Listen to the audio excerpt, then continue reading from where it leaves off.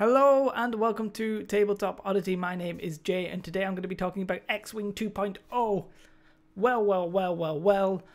FFG just finished the live stream on Twitch, the Hyperspace report or whatever it's called, and they have announced X-Wing 2.0, basically version 2, and the internet reaction is mixed. Firstly, I'm a little bit disappointed in FFG. They could have just said that this stream was X-Wing only before any of the start. Yes, the announcement only said Star Wars products. It could have said X-Wing only. Maybe that would have given it too much of... people would have cottoned on a little bit too soon. But it always seemed like they were like, oh, wait and see, you might get Star Wars LL living card game or whatever you. So I'm a little bit salty about that, but I understand. I think they just wanted to keep it under wraps. But let's show you a little bit. You go on the FFG website right now. It's this. This is literally the main page of the FFG website. You can learn more, and you can see this seems like a people have expected this and were yearning for this for a long time. You can see they're changing the game. They've got the bullseye and all this kind of stuff. I've got to say, I am planning now on getting into it a little bit more. I think by the time September comes around, which is when it's come out, I'll be in the steady stream of Legion. Like I'll be ready and running. And it depends how quickly they're planning on getting their releases out and stuff like that. But X-Wing was the game that I actually wanted to play from the start. It's what we started off on the channel. So I think those two things will be something we're doing. I'm not necessarily going to go through all of the changes and stuff like that. Some of the main one is you're going to be able to use the force powers, pilot level skills getting changed. There's an FAQ about all the different questions, but basically the faction identities are getting changed. So First Order's different from Empire and all that kind of stuff. I think the game's actually going to 200 points, but the number of models is going to stay the same. So they're going to probably double the ship cost. The points aren't coming on the cards. They're going to come on an app. Now that's interesting to me for maybe something like Region in the future. So that's going to allow them to balance it. The Force is coming, which I did just briefly mention. So Luke Skywalker, for example, is going to have the Force as an energy source, I guess you could call it, a resource.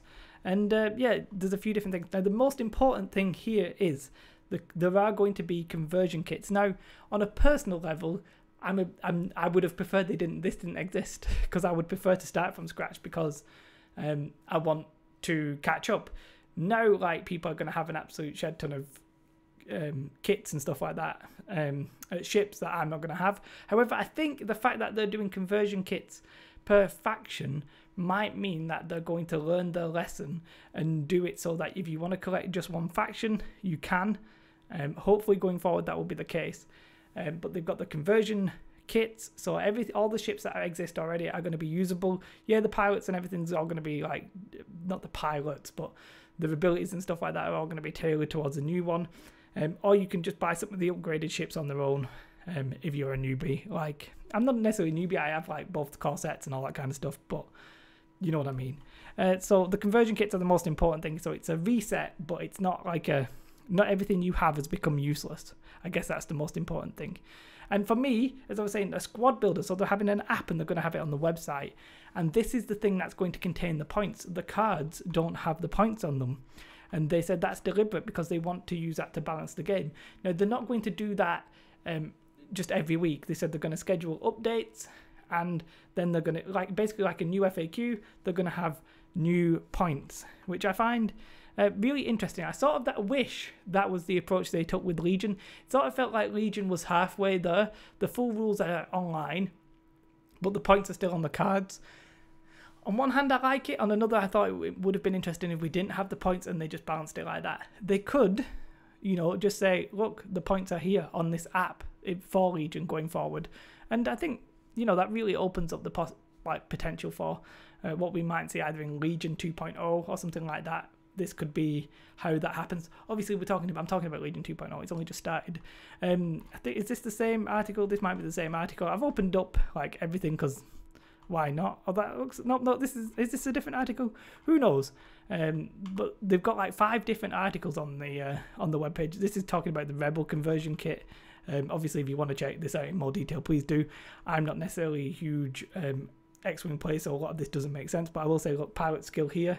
You can't actually see my cursor, but pilot skill is no more than 6 at the moment. Is what they said it's going to be capped at. Abilities and stuff like that are changing. So all in all, for me personally, very interesting. Definitely something I might get involved in. I'm very excited about it. Extreme action. But yeah, they've got that Crush the Rebellion. This is the Empire one. So these are all the conversion kits. So all of your ships aren't going to be useless.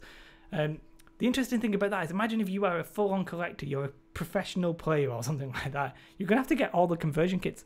And the conversion kits are $50, which I think is more expensive than the actual core set. Let's just scroll up and have a look. The core set is $40, but the conversion kit, because it's just going to have so much in it, is actually $50. Which is bad. If you collect all 3, that's $150, guys. That's quite a lot. So I think what I might do is, I mean, we've got me and Katie, so it's actually a bit difficult. So we'll just probably start with the core set and then work our way up from there. This is the Legion organised play that really shouldn't be here, but it was. So, I mean, it's a big change to an FFG game. I think that a lot of people sort of expected, but I think some people thought we'd have a hard reset. It's sort of a tweak to the game rather than a dramatic overhaul. I reckon it's a evolution, not revolution, but there are obviously some dramatic changes in there, and there's some things going forward that I'm very excited about. Yes, I'm not happy with FFG doing that as a Hyperspace report, building it Star Wars products. I mean, they could have just said a Star Wars product or something. Just, I know they don't want to say X-Wing only because that would give it away, but some people were very, very hyped about it. I think if it was just X-Wing, you'd only have the X-Wing players hyped about it.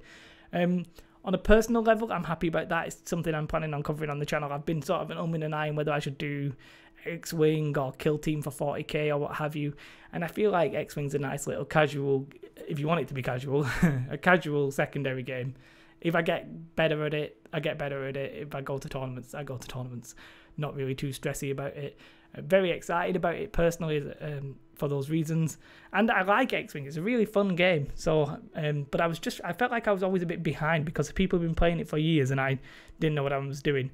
At least now people will just be better than me because they are better than me rather than because they know a lot more than I do. But what it means for Legion, yep, that squad builder. We could see a squad builder with the points on, even staying on the cards but they could easily just ditch it at some point.